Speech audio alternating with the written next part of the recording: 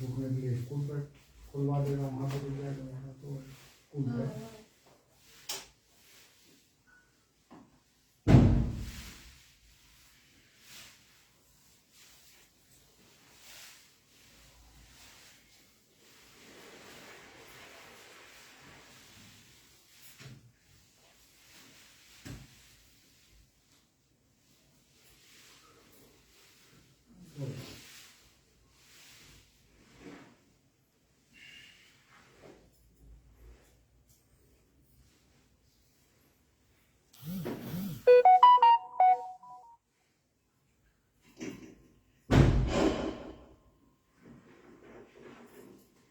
सतगुरु जय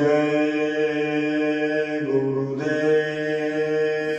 सतगुरु जय गुरुदेव, सतगुरु जय गुरुदेव, सतगुरु जय गुरुदेव। सतगुरु जय गुरुदेव नाम जिनका प्रभु का, सतगुरु जय गुरुदेव नाम जिनका प्रभु का, प्रभु का पावन नाम। जय गुरुदेव। सतगुरु जय सतगुरु जय गुरुदेव। छोड़ दोगे मुझे मेरे सतगुरु, छोड़ दोगे मुझे मेरे सतगुरु, छोड़ दोगे मुझे मेरे सतगुरु, छोड़ दोगे मुझे गुरु। नाव मेरी भंवर बीच फंस जाएगी, नाव मेरी जाएगी, नाव मेरी भंवर बीच फंस जाएगी, नाव मेरी भंवर बीच फंस जाएगी। अपने चरणों का दे दो सहारा मुझे, अपने चरणों का दे दो सहारा मुझे, अपने चरणों का दे दो सहारा मुझे, अपने चरणों का दे दो सहारा मुझे। मेरी किश्ती किनारे से लग जाएगी, मेरी किश्ती किनारे से लग जाएगी, मेरी किश्ती किनारे से लग जाएगी, मेरी किश्ती किनारे से लग जाएगी। ऐ मेरे सतगुरु ये अरज है मेरी, ऐ मेरे सतगुरु ये अरज है मेरी, ऐ मेरे सतगुरु ये अरज है मेरी, ऐ मेरे सतगुरु ये अरज है मेरी। अपने दर का भिखारी बना लीजिए, अपने दर का भिखारी बना लीजिए। दूर चरणों से दाता न मुझको करो, दूर चरणों से दाता न मुझको करो, दूर चरणों से दाता न मुझको करो, दूर चरणों से दाता न मुझको करो। एक इशारे से नैया संभल जाएगी, एक इशारे से नैया संभल जाएगी। मैं पतित से पतित अब गुणों से भरा, मैं पतित से पतित अब गुणों से भरा, मैं पतित से पतित अब गुणों से भरा, मैं पतित से पतित अब गुणों से भरा। आपका ही है केवल मुझे आसरा, आपका ही है केवल मुझे आसरा। नाम का जाम भर के पिला दीजिए, नाम का जाम भर के पिला दीजिए, नाम का जाम भर के पिला दीजिए, नाम का जाम भर के पिला दीजिए। जिंदगी इस अधम की सवर जाएगी, जिंदगी इस अधम की सवर जाएगी लाख अवगुण किए फिर जो आया शरण लाख अवगुण किए शरण लाख अवगुण किए फिर जो आया शरण लाख अवगुण किए शरण उसकी बिगड़ी सी उधारी प्रभु आपने उसकी सुधारी प्रभु आपने एक नजर मेरे दाता जो मुझ पर करो एक नजर मेरे दाता जो मुझ पर करो एक नजर मेरे दाता जो मुझ पर करो एक नजर मेरे दाता जो मुझ पर करो मौत भी सामने आके टल जाएगी मौत भी सामने आके टल जाएगी छोड़ दोगे मुझे ऐ मेरे सतगुरु छोड़ दोगे मुझे मेरे सतगुरु नाव मेरी भंवर बीच फंस जाएगी नाव मेरी भंवर बीच फंस जाएगी जय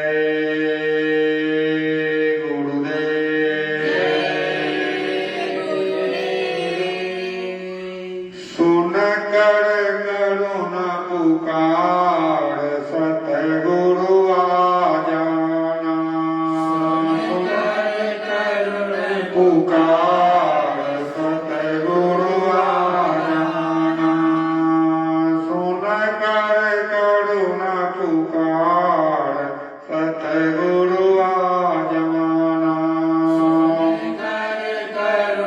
पुकार सतगुरु आ जाना करो जन जन का उद्धार सतगुरु आ जाना करो जन जन का उद्धार सतगुरु आ जाना भटक रहा हूँ मारा मारा कोई नहीं है मेरा सहारा भटक रहा हूँ मारा मारा कोई नहीं है मेरा सहारा कर दो भव से पार सतगुरु आ जाना कर दो भव से पार सतगुरु आ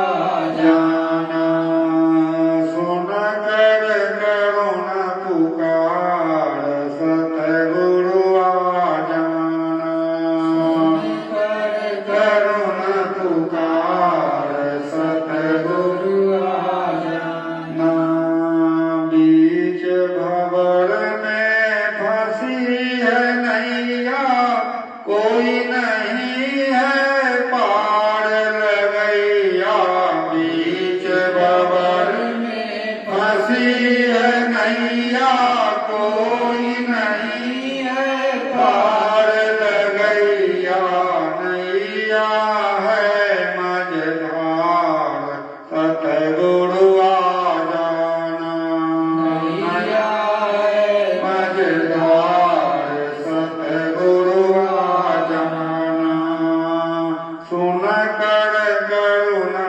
पुकार सतगुरु आ जाना कर करुणा पुकार सतगुरु आ जाना बिन दर्शन व्याकुल है आँखियाँ चैन न पाऊँ सोनी है गलियाँ बिन दर्शन व्याकुल है आँखियाँ चैन न पाऊँ सोनी है गलियाँ दर्शन दो एक बार सतगुरु आ जाना दर्शन दो एक बार सतगुरु आ जाना सुन कर करुणा पुकार सतगुरु आ जाना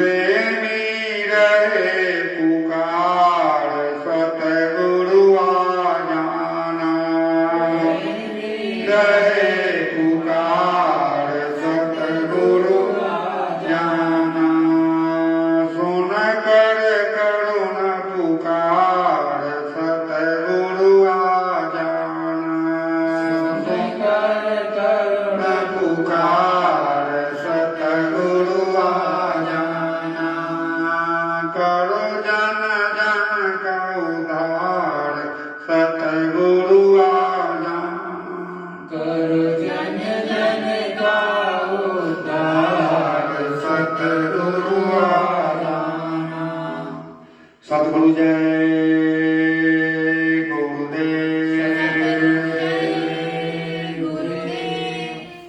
सतगुरु जय गुरुदेव सतगुरु जय गुरुदेव जय गुरुदेव जय गुरुदेव। अखंड रूप से विराजमान परम पूज्य स्वामी जी महाराज के चरणों में मेरा कोटि प्रणाम। यहाँ पर उपस्थित हम ऑनलाइन देख रहे समस्त प्रेमियों से मेरा साझा सतगुरु जय गुरुदेव। प्रेमियों, उस मालिक की दया यदा कदा होती है। मालिक वो प्रभु परमात्मा जब भी इस धरा मंडल पर अपनी मौत से पधारते हैं, जीवात्माओं पर बहुत ही विशेष दया और कृपा करते हैं। इस धरा मंडल पर घूम घूम करके मनुष्य को जगाते हैं कि जीते जी प्रभु को प्राप्त कर लें। जब मनुष्यों में देखते हैं चाह नहीं, तो कभी कभी मालिक की दया ऐसी जीवात्माओं पर भी होता है जो कि मनुष्य शरीर में नहीं होते।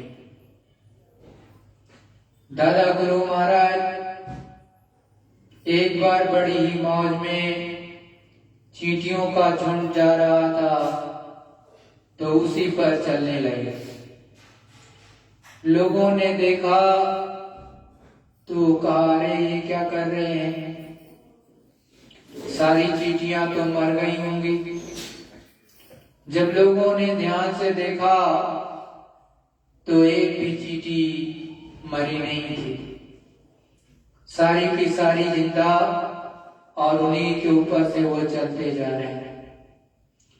संत और महात्मा जब ऐसी दया और मौज करते हैं, तो जो ऐसी योनियों में फंसे हैं जहां से कल्पों साल बीत जाएंगे, करोड़ों करोड़ों साल बीत जाएंगे, तब जाकर के उनको मनुष्य शरीर मिलेगा, तो वो सेकेंडों में उनको मनुष्य शरीर का हकदार बना देते हैं। ऐसी दया फरमा देते हैं कि समस्त योनियों को काट देते हैं और सीधे मनुष्य शरीर पाने का हकदार बना देते हैं। तो संतों का ये बड़ा ही गूढ़ रहस्य और प्रताप है, जो किसी के पास और नहीं होता, जो केवल ये सारी चीजें हैं ये सद्गुरु दयाल के पास में, सच्चे संत के पास में होती हैं और किसी के पास नहीं। वो हमेशा इस धरा मंडल पर घूम घूम करके दया की बरसात करते हैं। कभी कभी मौज में आ जाते हैं तो रोटियां ही खिलाने लगते हैं। ऐसे ही गुरु महाराज की एक बार मौज हो गई, शाम को रोटियां काफी बच गई थी, तो सुबह में देखा बहुत सी रोटियां हैं, तो सद्गुरु दयाल ने अपने हाथों से रोटियां बांटने लगे सबको। लाइन बड़ी बड़ी लग गई और लोग रोटियों को लेने लगे। एक प्रेमी उसमें बैठा था, गुरु महाराज ने उसको भी रोटी देनी चाहिए, तो गुरु महाराज ने कहा, गुरु महाराज आज तो मेरा व्रत है, आज मैं अन्न ग्रहण नहीं करता, तो इसलिए रोटी नहीं ली। गुरु महाराज आगे बढ़ गए। अन्य जो मनुष्य प्रेमी वहां पर बैठे थे, नर नारी, उनको प्रसाद देते गए और रोजा देते चले गए और उसका उन्होंने ग्रहण भी किया उस प्रसाद को बड़े ही प्रेम और प्यार से। जब गुरु महाराज ने सत्संग सुनाया तो समझाया कि देखो संत और महात्मा बड़े मौज में रहते हैं। जब मौज में आते हैं तो एक सेकंडों में आपको कुछ से कुछ दे देते, सेकंडों में आपको माला माल कर दें, बशर्ते उनकी मौज हो जाए। तो आपको कभी टेकी नहीं होना चाहिए। गुरु महाराज ने समझाया कि जब आप संतों महात्माओं के पास आ गए, उनके चरणों में बैठ गए, उनकी संगति में आ गए, नाम दान भी ले लिया, उसके बाद भी पुरानी क्रियाओं में लगे हैं, जड़ पूजा में लगे हैं कि हम तो अन्न नहीं ग्रहण करेंगे। अरे भाई, अन्न में तो प्राण है, ये कलयुग है, अन्न नहीं मिलेगा तो प्राण भी पखेरु उड़ जाएंगे। और वो तो एक मौज होती है संतों की, एक रोटी के बहाने आपको बहुत दया बरसा रहे, उसमें ना जाने क्या उन्होंने दया भरी थी जो उस जीवात्मा का कल्याण होता, लेकिन टेकी होने के कारण उन्होंने नहीं लिया। तो सद्गुरु दयाल समझाते हैं कि ऐसे टेक को खत्म कर देना चाहिए। संत महात्मा आपको कुछ दे रहे हैं तो बड़े प्रेम से ले लो और उसे ग्रहण कर लो। इसी तरह से जो पुरानी पूजा पद्धति आप करते आ रहे उसे भी छोड़ देना चाहिए। ये नहीं कि उसी टेकी बने रहो और उसी तरह से करते रहो। तो संत महात्मा तो उस प्रभु से मिले होते हैं। रामचंद्र जी धरा मंडल पर आए और उन्होंने रावण का वध किया और बुराई पर अच्छाई की विजय हुई। और जब माता कौशल्या ने पूछा कि रावण तो बहुत ज्यादा प्रतापी था, बहुत ज्यादा बलशाली था, उसको कैसे आपने मारा, आप तो छोटे से हैं। तो उन्होंने कहा कि हमारे गुरु वशिष्ठ जिनकी दया कृपा से हमने जो है रावण का वध किया है, उन्हीं की कृपा से ये सब हुआ है, हमने कुछ नहीं किया। तो आपको सोचना चाहिए कि जब गुरु को ही बताया गया है कि वही पार ब्रह्म है, वही सब कुछ है, तब आप अपनी बुद्धि की पहलवानी करके अपने पैर में कुल्हाड़ी मार लेते हो। क्योंकि गुरु तो एक सेकंड में आपको कुछ का कुछ दे देगा, सेकंडों में ब्रह्मांड के ऊपर पार ब्रह्मांड में भेज देगा। सेकंडों में जो आप कुछ नहीं कर सकते, सालों साल बीत जाते, लाखों साल की तपस्या के बराबर भी आप शायद तप करते तो कुछ शायद कुछ मिल पाता, वो आपको क्षण में एक सेकंड में भी दे देगा। लेकिन आप अपनी टेक के सहारे जो है गड़बड़ कर लेते हो। तो गुरु महाराज ने समझाया ऐसे ही कि देखो, एक सुराही थी, मतलब एक घड़ा, उसके ऊपर एक कटोरी रखी। कटोरी ने देखा कि सुराही तो लबालब भरी है। अब कटोरी ने कहा भाई मुझे भी एक दो बूंद मिल जाता तो मेरा भी प्यास बुझ जाता सुराही से। तो कहा देखो भाई, आप तो हमसे ऊपर बैठे हो और औंधे पड़े हो, उल्टा आप नीचे आ जाओ और सीधे हो जाओ तो आपको मैं भर दूं, लबालब हो जाओ और आपका की प्यास भी बुझ जाएगी। तो ऐसे ही संतों के चरणों में जब पहुंचो, संतों के पास में पहुंचो तो आपको छोटे हो जाना चाहिए। और जो वो कहते हैं, जैसा कहते हैं वैसा करो, वैसा ही ध्यान, वैसा ही सुमिरन, वैसा ही भजन, तब तो आपका काम बन जाए। आप तो कहते हो कि नहीं, हम तो पहले वाली क्रिया करते हैं, अगर हवन कर रहे हैं तो वही करेंगे। अरे हवन करके देवी देवताओं को खुश किया जाता है और कुछ चीजें और की जाती है, इनसे कदापि मुक्ति मोक्ष नहीं मिलता है। हाँ, अपने सनातन धर्म में हवन पूजन होता है, जिससे हम बहुत सी ऊपर की शक्तियों को जो है एक तरह से उनको अपने यहाँ पर बुला करके एक तरह से भोजन प्रदान करते हैं और वो ग्रहण करते हैं, वो भी वेदों मंत्रोच्चार के द्वारा। ऐसे आप बोलोगे तो कुछ नहीं होगा, क्योंकि सद्गुरुदयाल ने समझाया कि स्वर्ग और वैकुंठ में देवी देवता रहते हैं, वहां इतनी सुगंधी है कि वो हमेशा सुगंधी में डूबे रहते। ऐसे तो आने वाले नहीं। वहां की अगर एक बूंद की खुशबू यहाँ आ जाए तो पूरा का पूरा समझ लो एकदम से खुशबूमय पृथ्वी मंडल हो जाएगा। तो वहां की एक बूंद में इतना अगर प्रताप है कि ये पूरा खुशबूमय हो जाए, तो बोलो वहां तो खुशबू की आंधी चलती है, तो कोई वहां से कैसे आएगा?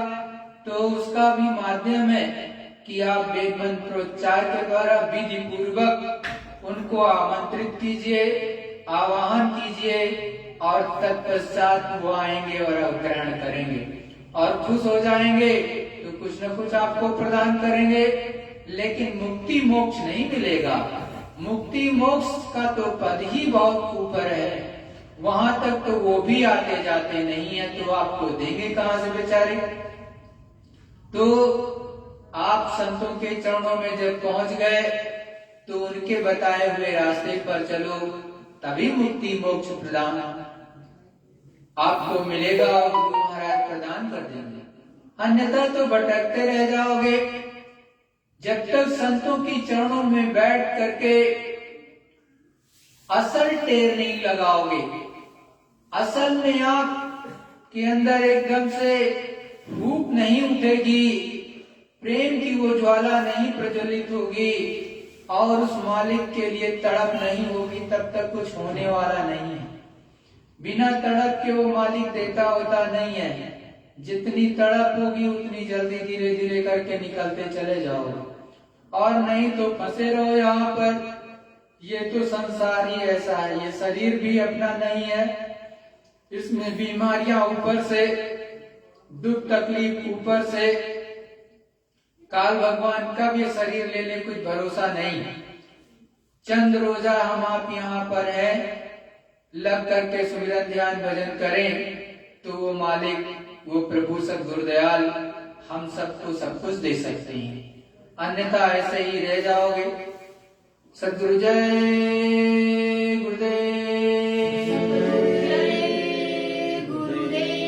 प्रेमियों, गुरु महाराज के मुखारबिंद का सत्संग सुनो, क्योंकि गुरु महाराज के एक कलाम जो निकलते हैं वैसा दूसरे के मुखारबिंद से निकलना संभव नहीं है। ये गुरु महाराज का सत्संग है 29 मई 1999। ऐसा मत समझो कि यह स्थान अस्थायी है और हम यहाँ हमेशा रहेंगे। यहाँ कोई अस्थायित्व नहीं है। ये मनुष्य शरीर जो आपको दिया गया है, इसको खाली करना ही है। आप ये सोचते हो कि पड़ोस में, रिश्तेदारी में किसी का समय पूरा हो गया, हमारा नहीं होगा, तो ये गलत है। यहाँ का जो नियम है वो तो है ही। मौत से डरते रहो दिन रात। कहते हैं कि मौत से डरो क्योंकि जन्मने मरने में बहुत दुख है। वो पीड़ा कहने में, लिखने में नहीं आती है। तो अगर इससे बचना चाहते हो तो मौत से पार चले जाओगे। फिर मौत से डरने की जरूरत नहीं है। हमेशा ये सोचते रहो कि हम अपने साथ कुछ लेकर नहीं आए, तो क्या साथ कुछ ले जा सकेंगे? खाली हाथ आए हो, खाली हाथ ही जाओगे। अगर इस बीच अपने देश जाने का रास्ता मिल जाए तो भजन करते रहो, उसी से बेड़ा पार होगा। भजन नहीं करोगे तो जैसे के तैसे रह जाओगे। देख लो, गुरु महाराज बड़े साफ शब्दों में कह रहे हैं, भजन नहीं करोगे तो जैसे के तैसे रह जाओगे। एक दिन भारी भीड़ पड़ेगी, जम कूदेंगे धर धर ला। कहते हैं कि जब भारी मुसीबत पड़ेगी और कोई किसी का साथ नहीं देगा और जमराज पकड़ कर लात मारते हैं, वो बुरी तरह से ऊपर कूदेंगे, रौंदेंगे, जीव चिल्लाएगा, लेकिन उसकी चीख पुकार कोई नहीं सुनेगा। इसीलिए ही कहते हैं मौत से डरो, और इसी विचार से भजन बन गया तो काम बन जाएगा। अगर यहाँ चेत रहे और मौत से डरे नहीं तो फिर कुछ होने वाला नहीं है। दिन की तुम याद बिसारी, अब भोगन में रहो भूला। कहते हैं कि जो तुम्हारा घर है, असली देश है, उसको तो तुम भूल गए हो, और ये भी याद नहीं है कि कैसी मुसीबत आने वाली है। भोगों में लिप्त हो गए, खाने पीने, रहने, उठने, बैठने के नाना प्रकार के भोगों में फंसे हो। इनसे तुमको कुछ मिलने वाला नहीं है। सूरत का ज्ञान, आनंद सब शब्द है और शब्द ही सत्य है, लेकिन आपको उसके बारे में कुछ पता ही नहीं है। वो तो महात्मा जब मिलेंगे तभी आपको पता चल सकेगा। ऐसे तो आपका मन इंद्रियों के विकारों में फंसा हुआ है, वो उसमें से निकलना ही नहीं चाहता है। नित्य एक आनंद ढूंढता रहता है और क्षणिक आनंद के लिए भटकता रहता है। एक दिन काठी बने तुम्हारी, चार कहाँ रवाला दे जात। कहते हैं कि जब तुम्हारा समय पूरा हो जाएगा तो एक छोटे से कपड़े में तुमको लपेटकर तुमको चार लोग उठाकर ले जाएंगे, जैसे चार कहरवा पालकी को उठाकर ले जाते हैं। या तो जला देंगे या गड्ढा खोद कर गाड़ देंगे। भाई बंधु कुटुंब परिवारा, सो सब पीछे भागे जा। कहते हैं कि क्या हो गया, लेकिन अब देर क्या करते हो, चला गया, जल्दी करो, ले जाओ उसे। अब जितने भी भाई थे सब के सब यहीं रह जाते हैं, बस शमशान तक ले जाते हैं। अरे उसे देखकर भी ये नहीं समझते हो कि आज इसका क्या हाल हुआ है, कल मेरा भी होगा। बस ये कह देते हो कि चलो अपने अपने काम पर चलो, जो होना था वो तो हो गया। कहने का मतलब यह है कि कोई साथ नहीं देता है, तो जीव यहाँ कोई नहीं सोचता है कि पहले से ही कुछ किया जाए। आपसे ये शक्ल छुप गई, अरे आपने सूरत शक्ल से ही तो प्यार किया था। जब मालिक मकान से शरीर खाली करवाया तो फिर क्या रह गया, कुछ नहीं। आगे मर घट जाए उतारा, तिरिया रोवे बिखरेला। कहते हैं कि उसको शमशान में ले जाकर लकड़ियों पर रख दिया। स्त्री उसकी बहुत रोती है, विलाप करती है। जाते वक्त भी स्त्रियां बहुत कहती हैं, जरूर है कि जरा सा मुंह दिखा दो। जब मुंह दिखाया तो कहती हैं कि हमको डर लगता है, बस खत्म। थोड़ी देर रो रा कर रह जाती हैं। ये संसार तो सराय खाना है जैसा है, बीच में कोई मिला तो बच्चा बच्ची पत्नी भाई बहन बन गए। अब जो बीच में मिला है वो तो बीच में ही छोड़कर जाएगा। यहाँ कोई किसी का नहीं है। अज्ञान में तुमने सबको अपना मान रखा है। वहाँ जमपुर में नरक निवासा, यहाँ अग्नि में फूंके जात। कहते हैं कि कितने ही जीवों को जमपुर में ले जाकर नरकों में डाल देते हैं। यहाँ तो किराए का मकान था, ये मनुष्य शरीर जिसे अग्नि में डालकर खत्म कर दिया।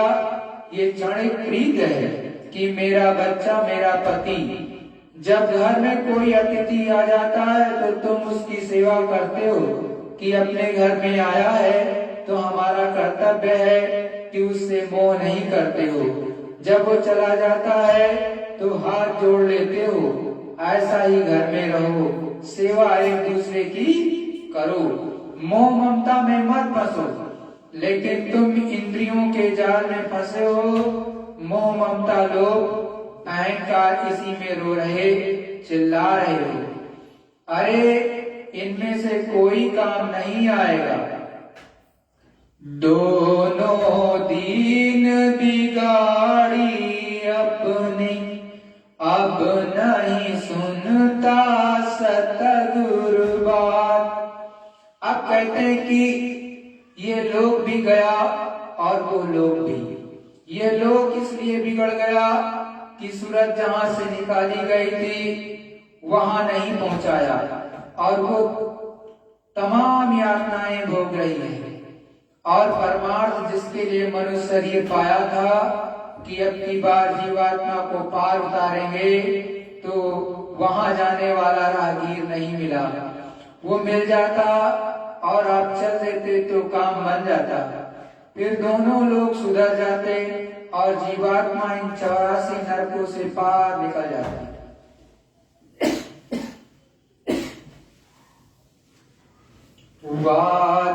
दिन बहुत पछतावा होगा, अब तुम करते अपनी घात।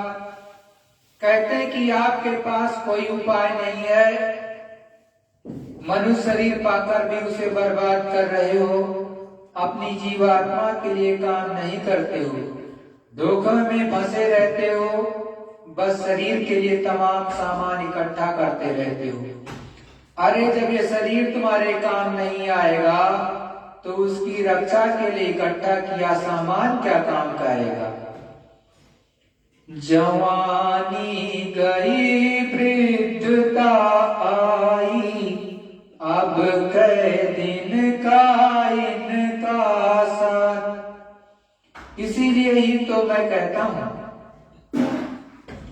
मेरा भी ये मनुष्य शरीर किराए का मकान है, इसे मुझे खाली करना है।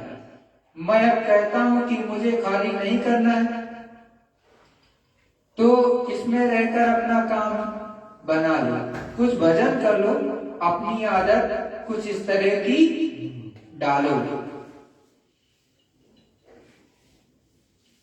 चेत करो मानो ये कहना, गुरु के चरण झुकाओ मात। कहते हैं कि गुरु के चरणों में अपनी सूरत को डाल दो, जैसा वो कहते हैं वैसा ही करो। एक तो आप जब आदमी नहीं समझता है तो बाहर कहता है, जब बाहर कहता है तो बाहर की बुद्धि सफाई होगी। किसकी सफाई? किसकी सफाई तो तब ही होगी जब घाट पर उसको बैठाओगे। ये सफाई शब्द या प्रकाश से ही होगी। इसीलिए कहते हैं कि चेतो, जागो, जो गुरु कहे उसे समझो और सिर झुकाओ।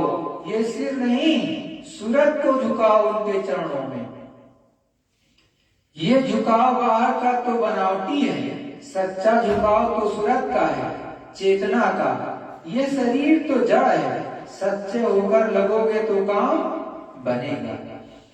सतगुरु पूरे कहत सुनाई, अब तुमको बहु विधि समझा।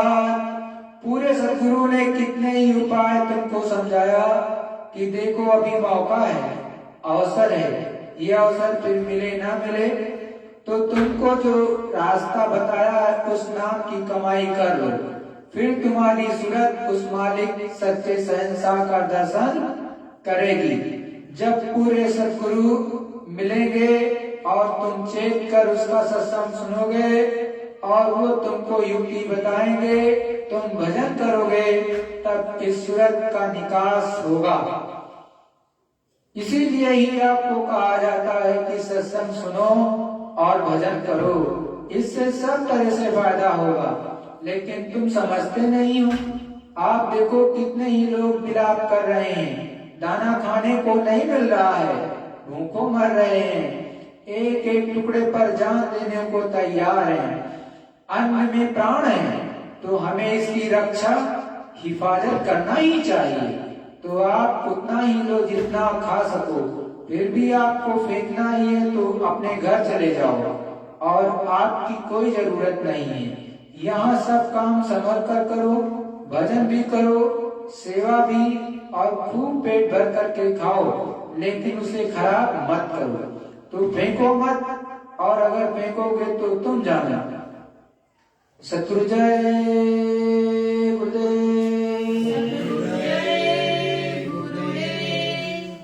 देखो प्रेमियों, गुरु महाराज ने कितनी गूढ़ बातें बताई।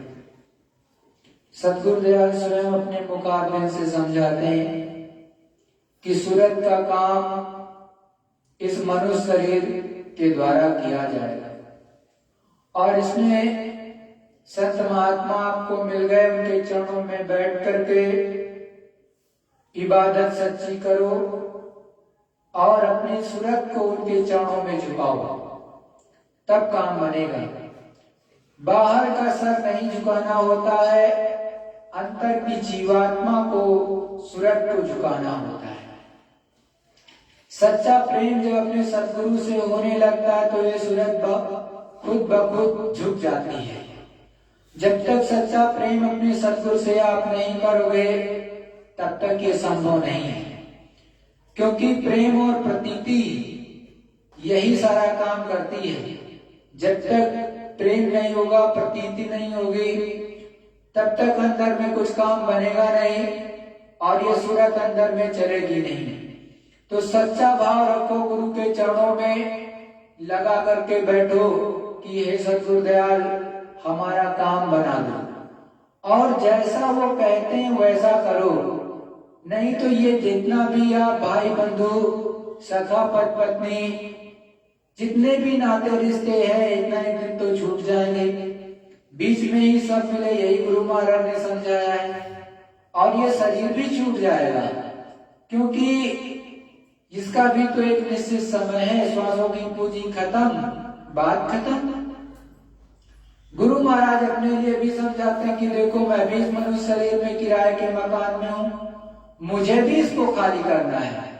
कोई ऐसा नहीं है कि मुझे नहीं खाली करना है, तो तुमको भी खाली करना है, हमको और तुमको भी खाली करना है। और प्रतिदिन देखते हो कि कोई ना कोई इस संसार से जा रहा है। जब वो जा गया, उसका समय आ गया, वो चला गया, और दुख और सुख और जो जीवन की जन्मने और मरने की पीड़ा थी उसने उसको भोगा। क्योंकि अगर भजन नहीं करेगा, उससे पहले जीवात्मा निकल करके इस संसार से अपने उस लोक में, इस लोक से उस लोक में नहीं पहुंचेगी, तो निश्चित है मरने के समय पीड़ा अपार होगी, जिसको वर्णन नहीं किया जा सकता है। इसीलिए कहते हैं जन्मने और मरते समय की पीड़ा अकथनीय होती है। जम जो है पुणे के धर मतलब मारते हैं, ऐसे जीवात्मा तो निकलती नहीं, तो जबरदस्ती निकाली जाती है मार मार करके। तो क्योंकि हमारी और आपकी संसार में ये जो है मोह ममता के कारण जल्दी नहीं निकलती, और कोई कारण नहीं, मोह ममता। इसीलिए गुरु महाराज ने कहा कि अपने घर परिवार में भी रहो तो सेवा भाव से, ज्यादा मोह ममता मत करो। सेवा अतिथि के रूप में समझाया कि कोई अतिथि आता है आपके यहाँ, एक दिन रुका, उसका सेवा सत्कार किया, प्रेम से रखा, जाने लगा तो हाथ जोड़ लिया कि आप जाओ, कोई बात नहीं, कोई मोह ममता नहीं। वैसे ही आप भी अपने घर परिवार में उन लोगों के साथ में बड़े प्रेम से और सेवा भाव से रहो और निर्लिप्त रहो। ज्यादा मोह ममता मत पालो, क्योंकि एक दिन वो भी जाएगा, एक दिन आप भी जाओगे। गुरु महाराज ने समझाया कि देखो पति पत्नी का संबंध भी रहता है, लेकिन क्या होता है, पति चला गया, पत्नी रोती है, लेकिन कितनी देर, थोड़ी देर रोएगी, उसके बाद में वो भी रोना बंद कर देगी। तो ये मोह ममता से थोड़ा सा निकलना चाहिए, सूरत को जगाना चाहिए, सूरत से प्रेम करना चाहिए। आप केवल शक्ल से प्रेम करते हो, शक्ल से नहीं, उसमें जो बैठी हुई सूरत है, जीवात्मा है, रूह है, सोल है, उससे प्रेम करना चाहिए। और ये प्रेम कब कर पाओगे, जब आप अपनी सूरत को जगा लोगे, तभी तो दूसरे की सूरत को देख पाओगे। जब अपनी सूरत को नहीं जगा पाओगे तो उसकी सूरत किस तरह की होती है ये आपको कैसे पता होगा। वैसे मैं बता तो दूं किस तरह की होती है, लेकिन वो आप कैसे मानोगे, हम बता भी देंगे, उससे कोई फर्क नहीं पड़ेगा। क्योंकि जब आप ये सूरत जब यहाँ से निकलती है तो अपने को पहले देखती है, वैसे ही आप निकलोगे तो अपने को देखोगे किस तरह की ये सूरत है, ये जीवात्मा है, लाइट मारती हुई, लप लप लप लप जगमग जगमग करती है। तो प्रेमियों, आप अपने को जगाओ। सूरत शब्द का जो मार्ग है, इससे बड़ा कोई मार्ग नहीं है, इससे उत्तम कोई मार्ग नहीं, यही एक मार्ग है जिससे आप अपने प्रभु पिया के घर पहुंच सकते हो, और दूसरा कोई मार्ग नहीं है कि आप अपने सतगुरु के धाम, मतलब सत्यलोक धाम, अनाम लोक पहुंच सको। अपने पिया का लोक भी है, जो कुल मालिक है वो अनामी पिया है, अनामी महाप्रभु। इसीलिए रामायण में लिखा है, रामचरितमानस में लिखा, एक अनी अनाम अरूपा आदि सच्चिदानंद प्रभु धाम। एक अनी है, अनामा है, अनाम पुरुष का साथ, उसी को अनामी कहते हैं। लेकिन चौपाई तो सब पढ़ लेते हैं, जानता कोई नहीं, क्योंकि चौपाई पढ़ा आपने, गुरु के चरणों में तो बैठे ही नहीं।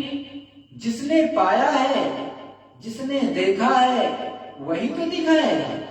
आप केवल चौपाई पढ़ लोगे, उससे क्या होगा, उससे कुछ नहीं होगा। उसको आपको ऐसे ही संत महात्मा के चरणों में बैठना पड़ेगा, जैसा गोस्वामी जी ने उस प्रभु को प्राप्ति के लिए नाम लेकर के सच्ची साधना की थी और उस प्रभु को प्राप्त किया था। उसके बाद रामचरितमानस लिखा, उससे पहले भी घट रामायण लिखा। घट रामायण जब पूरी हो गई तब रामचरितमानस लिखा, क्योंकि घट रामायण का काशी में बहुत विरोध हुआ था।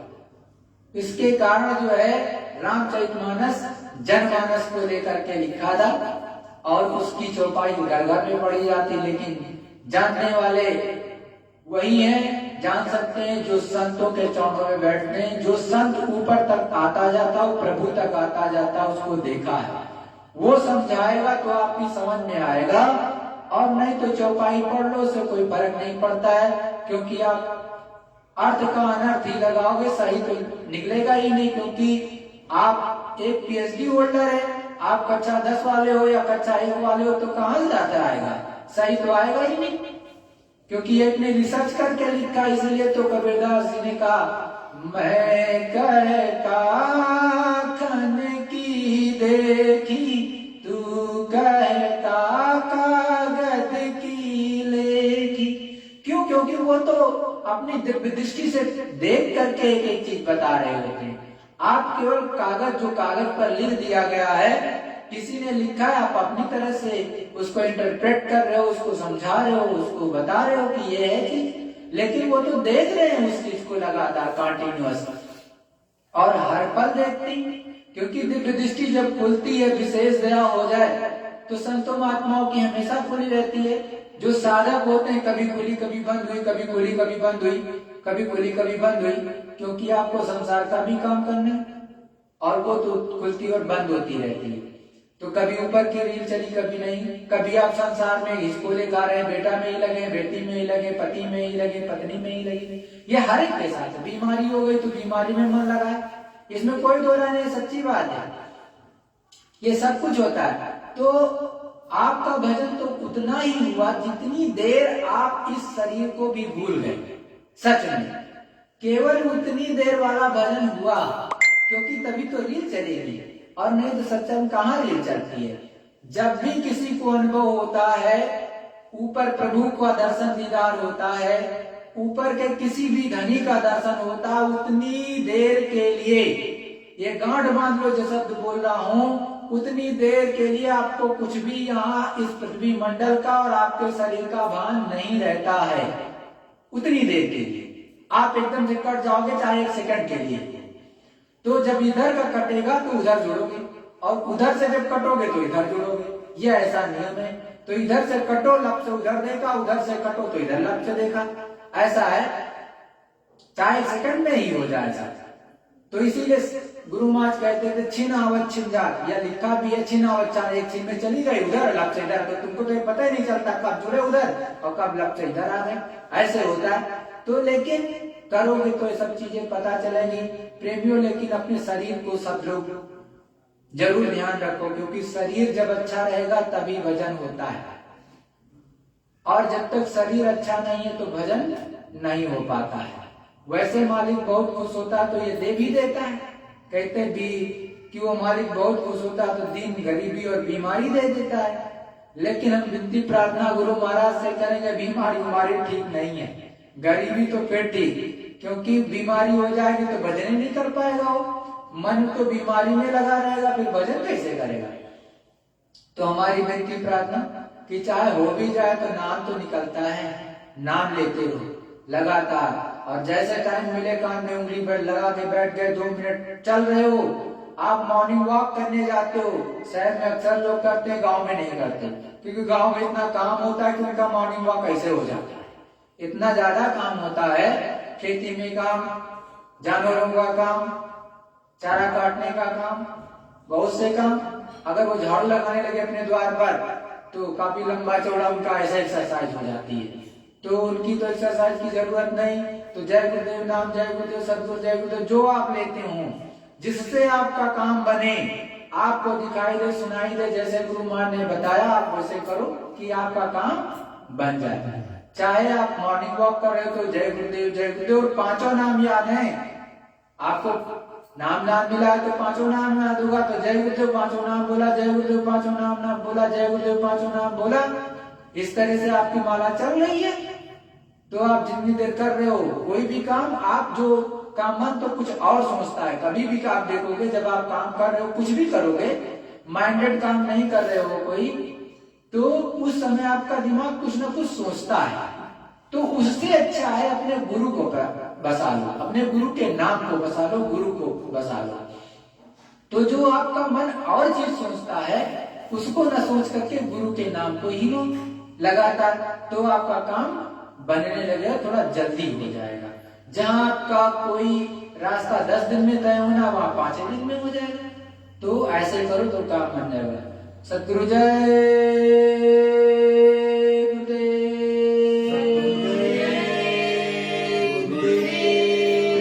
प्रार्थना होगी, तत्पश्चात सभी लोग सुमिरन ध्यान भजन अवश्य करना। जहां पर भी हूँ आप चाहे ऑनलाइन देख रहे हो तो अपने घर में बैठ करके, विश्व के किसी कोने में हो तो जरूर करना।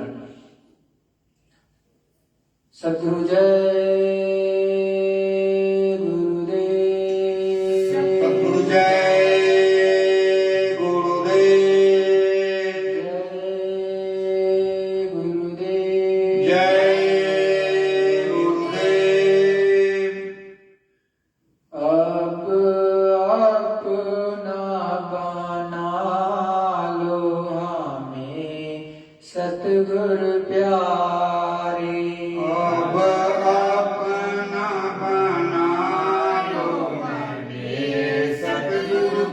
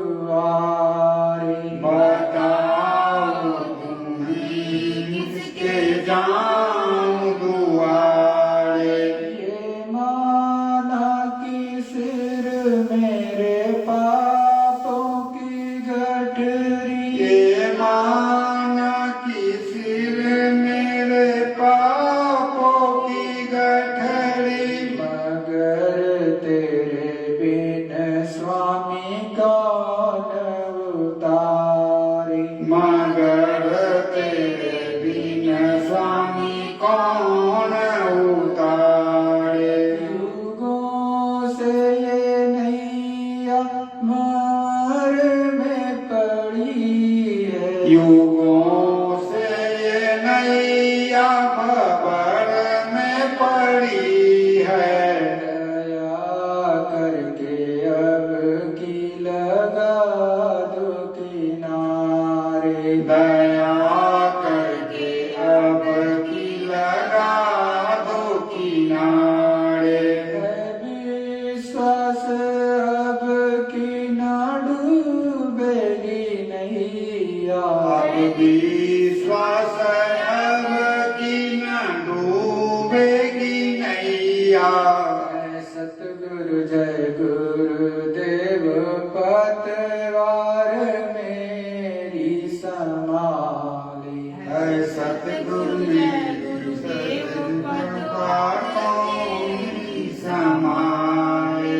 अब अपना बना लो हमें सतगुरु प्यारे। अब अपना बना लो हमें सतगुरु प्यारे। रामो जिससे निर्भय सहारे तुम्हारे।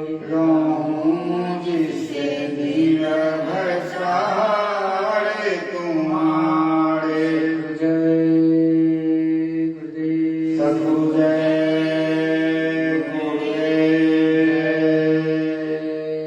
गुरुदेव। जय गुरुदेव। गुरु स्वरूप एवं पांचों धनियों को विधि पूर्वक दृष्टि प्रणाम करके सभी प्रेमी भाई बहन सुमिरन ध्यान और भजन में बैठेंगे।